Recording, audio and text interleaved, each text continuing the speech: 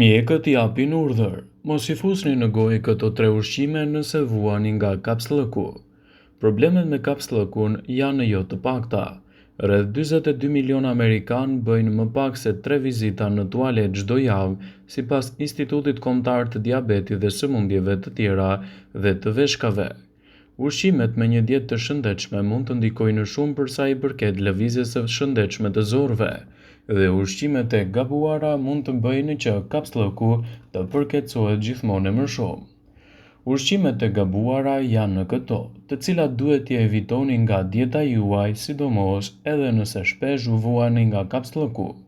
Para se të fillojmë, bëni një like videos dhe ju lutem klikoni subscribe, do të na ndihmonit shumë.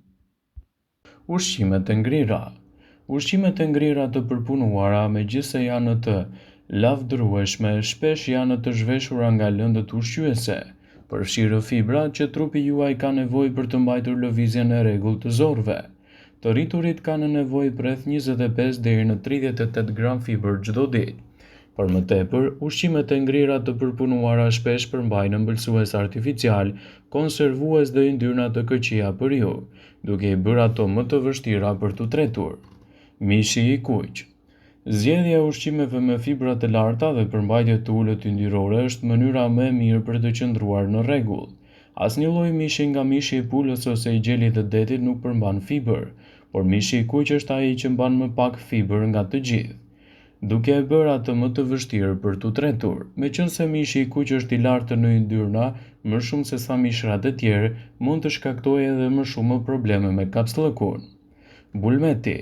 Produktet e qumshtit me yndyrë të lartë, përfshirë qumshtin e plotë, kremin dhe djathin, nuk përmbajnë fibra dhe shpesh mund të bëjnë përkeçimin e kapsllëkut.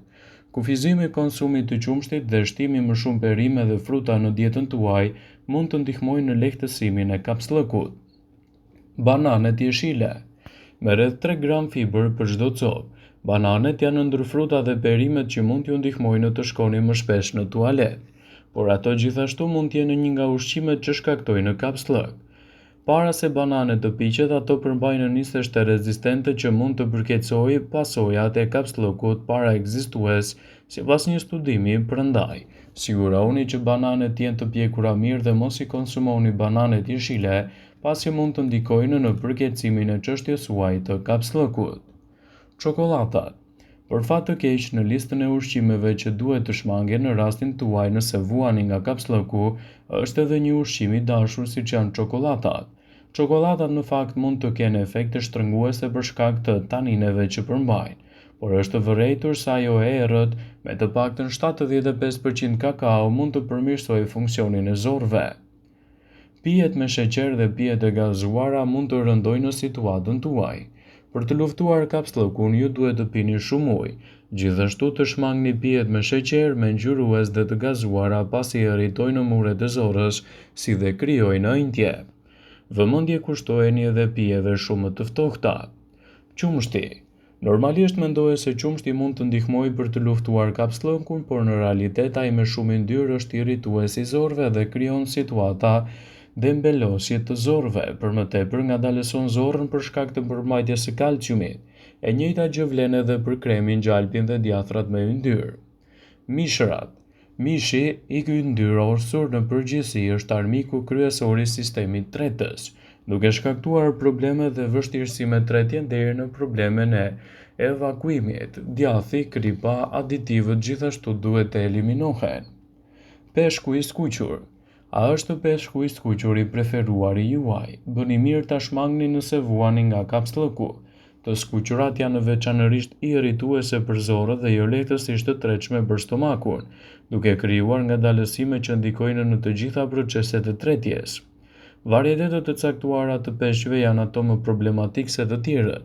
Në rastin e kapsllëkut është më mirë të kufizohet konsumi i krustacëve, moluskeve, salmonit, tonit, skumbrisë dhe acugeve. Mielli i bardhë. Buka, ëmbëlsira dhe gjëra të tjera të pjekura të përgatitur me miell të rafinuar janë armiqtë e zorëve. Preferoni ushqimet integrale që në saj të furnizimit me fibër mund të ndihmojnë në peristaltikën e zorëve. Një diskutim i veçantë duhet të bëhet në rastin e sëmundjeve celiake, ku këto ushqime janë eliminuar nga trupi dhe në shkarkimin e dhimbjeve. Pektinat. Ndërsa nga njëra anë ato pikante aktivizojnë metabolizmin, nga ana tjetër ato mund të irritojnë zorën tuaj. Përdorimi i alkoolit. Alkooli marrë në sasi të madhe përkeqëson muret e zorëve, si dhe shkakton çrregullime të tretjes dhe parandalon asimilimin e saktë të ushqyesve, vitaminave dhe kriprave minerale. Ushqimet industriale gjithashtu mund të ndikojnë në sistemin tuaj tretës. Në përgjithësi, ato kanë probleme me stomakun dhe me kapsllëkun, duhet jenë të kujdesshëm me konsumin e këtyre ushqimeve, pasi ato janë të tejmbushura me ushqime të përpunuara dhe të rafinuara dhe shkaktojnë gjithashtu procese të dëmtimit të tretjes. Tregoni të vëmendshëm dhe kufizoni këto ushqime nga dieta juaj dhe zvendësojeni ato me ushqime mjaft të shëndetshme siç mund të jetë edhe konsumi i ujit në sasinë e mjaftueshme. Uji është laksativi më i mirë që ekziston, pasi nuk ka efekte anësore, pirja e tij që në mëngjes herët me stomakun bosh i ndihmon zorët tuaja të bëjnë sa më mirë punën e tyre. Kosi. Si rregull i përgjithshëm është mirë të qëndroni larg produkteve të qumshtit kur jeni kaps. Megjithatë, kosi është një përjashtim nga ky rregull për shkak të përqendrimit të lartë bakterial të shëndetshëm, pra të probiotikëve. Brokoli. Uluntimet tregojnë se mos ngrënia e mjaftueshme e frutave dhe perimeve ju bën të ndjeheni më shumë nën kapc. Kur kapsllëku është luftuar, brokoli është një nga zgjidhjet më të shëndetshme, për mbi 5 gram fiber për filxhan. Fasulet e zeza. Fasulet e zeza janë një burim nga më të bollshmit të fibrave të tretshme. Ato përmbajnë mbi 15 gram fiber në vetëm një filxhan.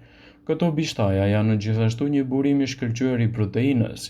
Vetëm nëse jeni kaps, këto fasule të shijshme duhet të jenë edhe një zgjidhje shumë e mirë për dietën tuaj. Kumbullat.